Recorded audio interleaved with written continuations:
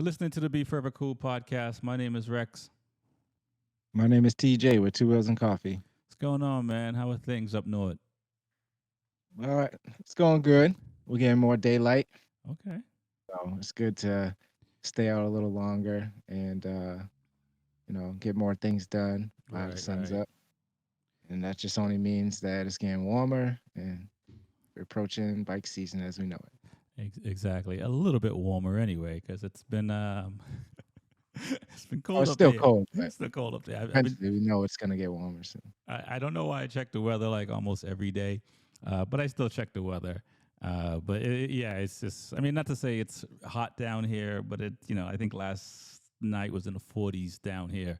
But by today it's in the 70s, so it's not the same. You guys go up like 7 degrees, you know.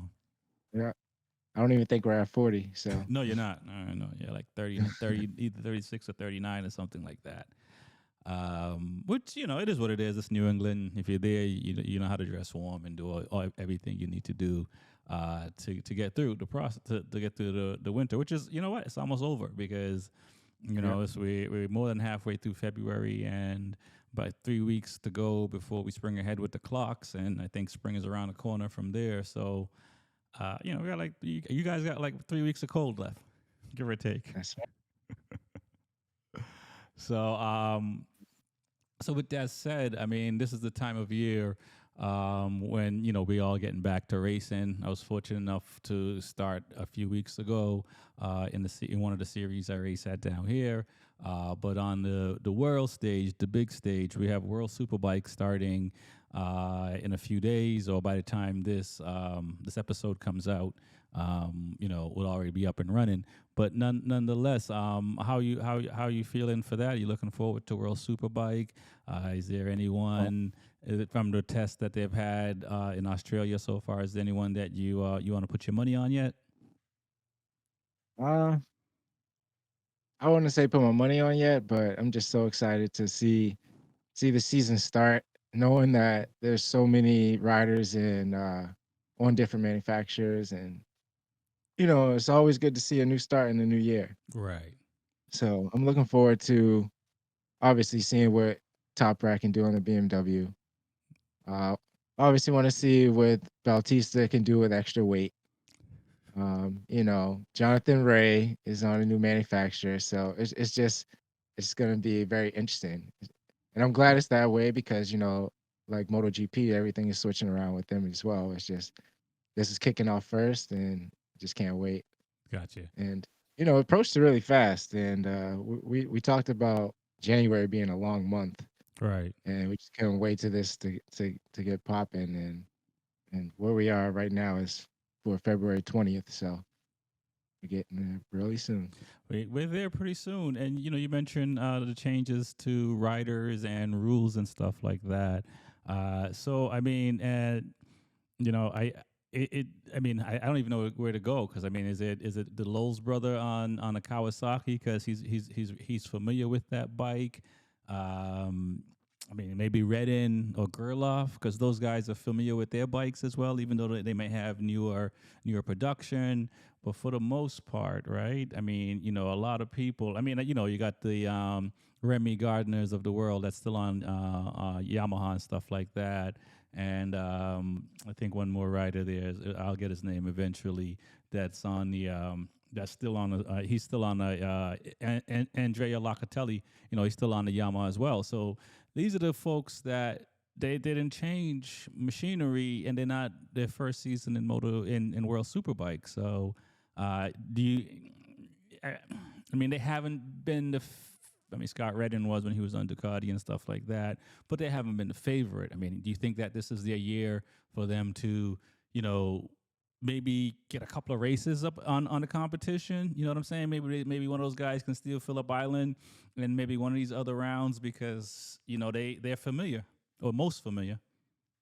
Yeah, the good thing is, excuse me, they got multiple races, so hopefully we don't see a sweep with one rider throughout the weekend. But Mm-hmm. yeah, I think this is their year. I think um, with the support they have, I think they can pull it out.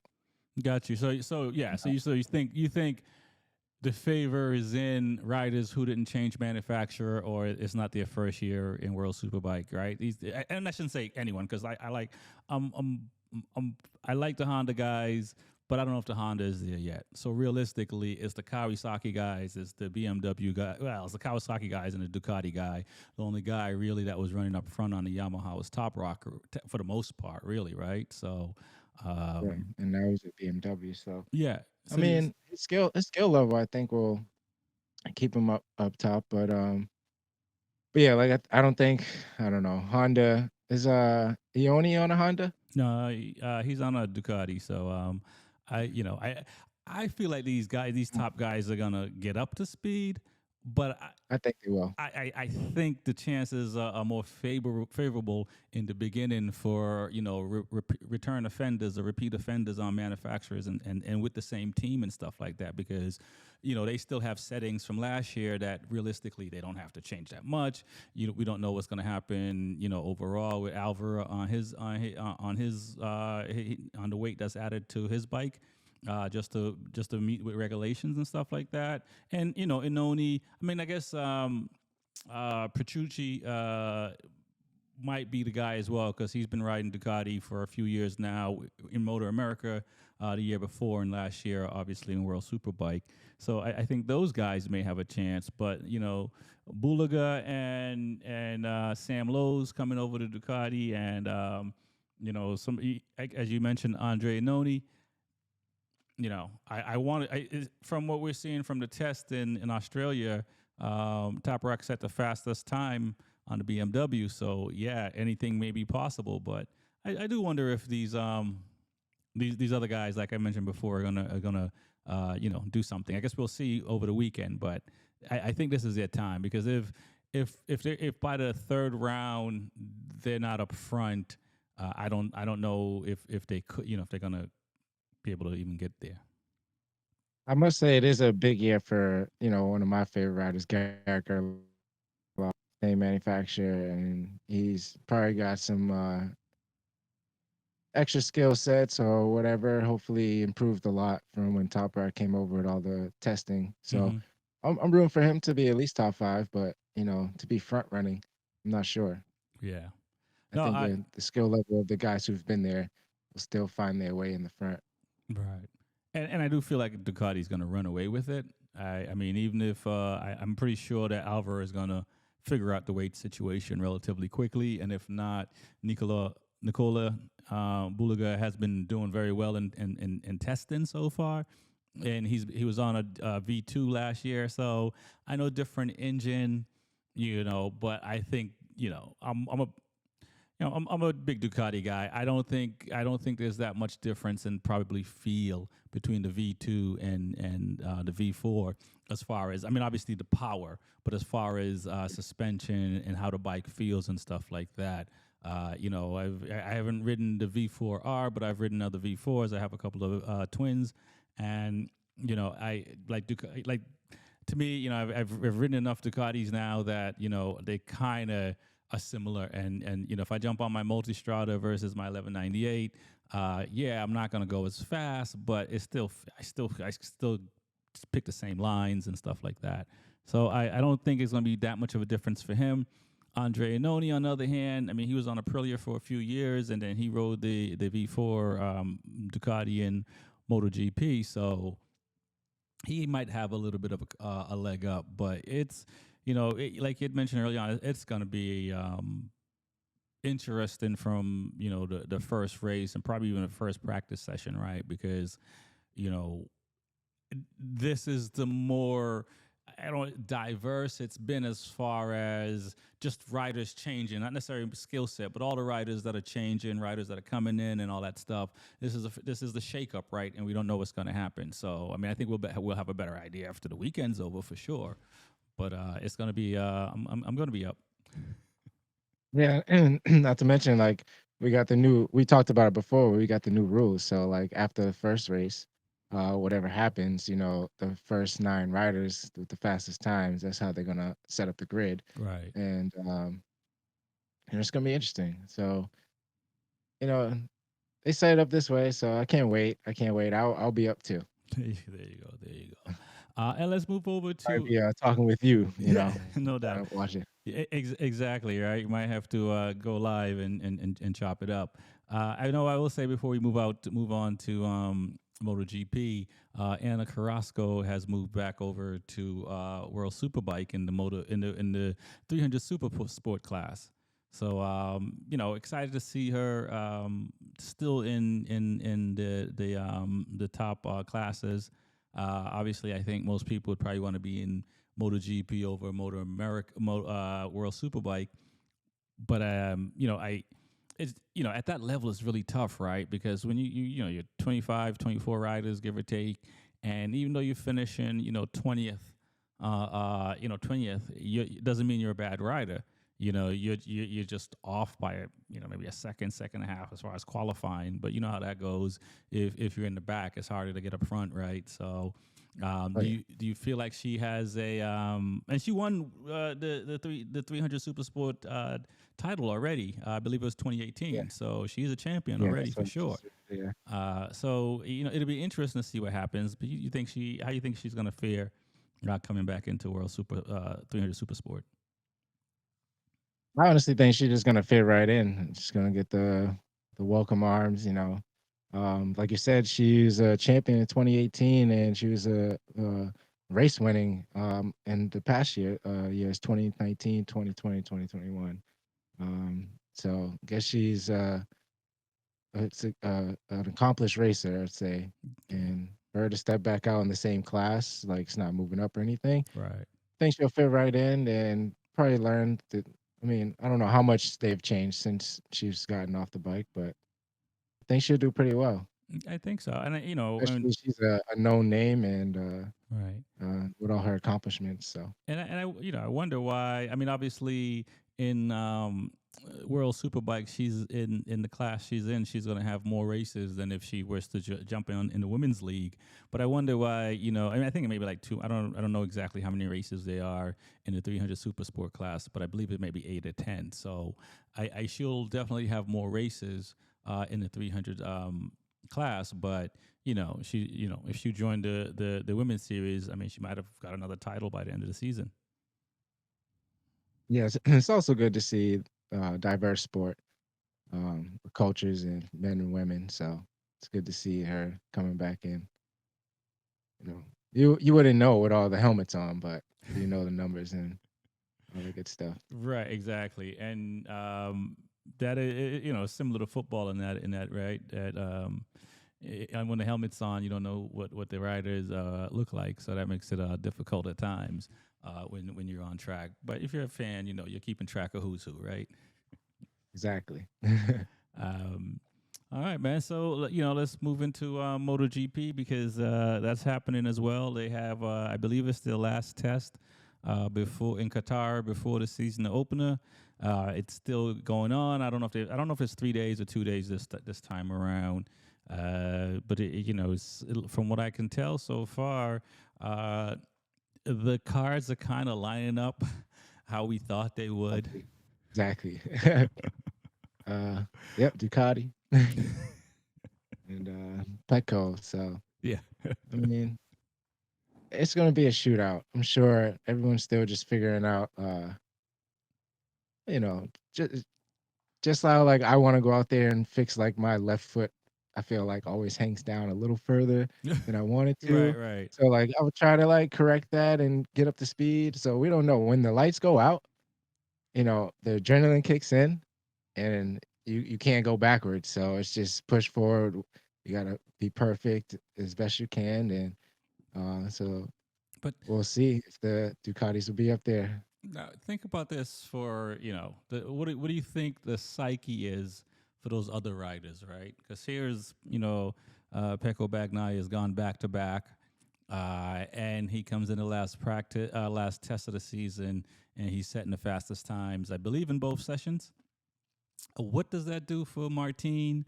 I mean, I know Bezecchi probably kind of knows already because they train together. So he probably, I think the VR6 Academy probably have a better idea where their skill sets are. But for these other guys coming in now that are here, I mean, I know Mark Marquez probably doesn't care because he got titles, right? But the rest of those guys, they you got you have to kind of, I mean, you can't, I know you got to have a short memory and thick skin and all this stuff, but even for a hot second you got to be like, man, did he just set the fastest times both days in a row? I mean, well, every rider gonna have a different mindset. So I would believe Martin's mindset is to stay on the bike, finish races. Um, Even if he's the pole king. So um Mark Marquez, he's he knows he'll finish top five, so he can afford to possibly lose a race because he's not going to finish nothing but top five. And those are good points, Right. so that'll keep him in a race too. I mean, their mindset when Pecco does a fast lap is just, all right, what can I do to get there, or where's my time? What's my time compared to his? And Right. I'm sure as long as it's under a second or half a second, like race. I yeah Just gotta draft or something. Correct, correct. Yeah, I think so, man. It's still hard. I mean, I think that Marquez is probably, I don't know if he's holding something close to the vest and not and doesn't want to get out there or anything like that. And from the little bit of clips I've seen from Martin, I don't want to say he looks worried, but he doesn't look relaxed. And Mark Marquez look relaxed. Alex Marquez, from what I can tell, look relaxed. Even Luca Marini looks relaxed on his Honda and so forth. You're absolutely right. I mean, I don't understand, like, you're supposed to learn from your mistakes. Like, Martin, come on, man. You gotta come into this season relaxed. You gotta come in with a relax, like you said, I could see it. Luca looks so relaxed, going to a new team, and he looks like he has no worries. I mean, like you said, Exactly. everyone has a different mindset. Even guys in the back of the pack, like Joan Mir, his mindset is probably finish. Right. Like, I have to finish, but he wants points and he wants to compete because he was a champion. So Yeah, I'm we sure a can't lot of other forget that riders just want to keep a contract yeah, as well. he's a two-time world champion, Joanne Zarco. Are you talking Joanne Zarco? You said it was Mir. Sorry. I said Joan Mir because Yeah, last year yeah. he finished like 1 or 2 races. So Yeah, I agree with you with Joan Mir. He definitely needs to finish some races. He seems to be struggling more on the Honda. Zarco seems to be pretty. I think he finished ninth or the day before. I'm not quite sure what he finished the second day. Uh, but yeah, I think that's there's a there again, and I can't. We know that Morbidelli's out, so but like the VR46 Academy guys look pretty relaxed yeah, going into this season, and all of them are on Ducati except for Luca, and like we said, he's looking comfortable. Marquez, the brothers are looking comfortable. I don't KTM. I you know I you know I don't know what the improvements is yet. yeah, I think they may have a little bit of worry as well. And the same thing with the Aprilia guys. Now, Elish seems to have figured it out, but Vinales got that little worried look as well. And I know it's the beginning of the season and it's testing, and nothing won't happen until after the first round in Qatar, for sure. But like anything, any person, it's nice to know all your boxes are checked, and you just gotta just wait for the race to start. Type of thing versus like, okay, we still got to fix X, Y, and Z, and what you have to do, and that's your job, and it's like we all want to win every weekend, so they do have to fix those things, but that little bit of mindset, could set a rider back, at least a few rounds. Yeah, for sure. I mean, they're all looking up to the winner. So yeah, what do we got to do to beat Pecco? I mean, we know Martin's a good fitter, and it's just they're saying, what do we got to do to beat Pecco? Obviously, it's take more risk. I look at it as like when we go club racing, and the fastest in my group, and he's maybe a second or two faster than me, and I'm just like, okay, what do I got to do to get to that time? Some settings, or just minor tweaks, but I would have to take more risks. And do I want to risk that? Right. Or do I want to just stay on the bike and finish? So who knows? I mean, they're professionals and they got the best crews around them. It's all about taking that extra risk, is to catch those guys at top. they're not making mistakes. Yeah, so I watched a Ferrari movie over the weekend, and Enzo Ferrari was talking to his drivers, and is essentially, he's comparing his driver to another driver, and the only difference, because there was a straightaway and then a turn, and they were side by side, and who was going to brake first, right? And his driver, hit the brakes first, and he's like, that's the difference between certain drivers. We all know we're putting our lives on the lines. We all know this already. So when you're out there, you're either gonna crash, or you're gonna take the turn. You're not gonna just take your foot off the gas. That's unacceptable. That's what that's a funny thing though, because like I like going down the straightaway side by side where you're like, who's gonna break first? But sometimes the person who break first can get around you in that chicane, you got to take it right. So you got to be smart, Correct. Or the on person on the outside can just go around you. so, yeah. so But yeah, I like that's another adrenaline rush. Like, who's gonna break first? Like, oh, I got you. yeah. Or damn, he breaks late. Right. Usually the person on the inside wins. Usually, Yeah, but it does come down to that. And at our level, like we say, we like to go home at the end of the weekend. We're not getting paid the big bucks that these guys are getting, and it's their full time job. It is their job to do that, to put their lives on the lines like that in competition. And even if, you can look at it in basketball or anything else. You hear about Kobe Bryant's work ethic and stuff like that, and what he put his body through. So yeah, he's going to deteriorate his body sooner than someone else who put less effort in. But you're not going to gain the same results as we're seeing. that's that's true. So, I mean, but the thing is, you want to get the same or better results. So you gotta put the work in for Yeah. sure. So it'll be interesting to see. Qatar's around the corner. I believe there's 21 rounds in MotoGP this year. 22. Yeah, one got taken away. Your favorite track.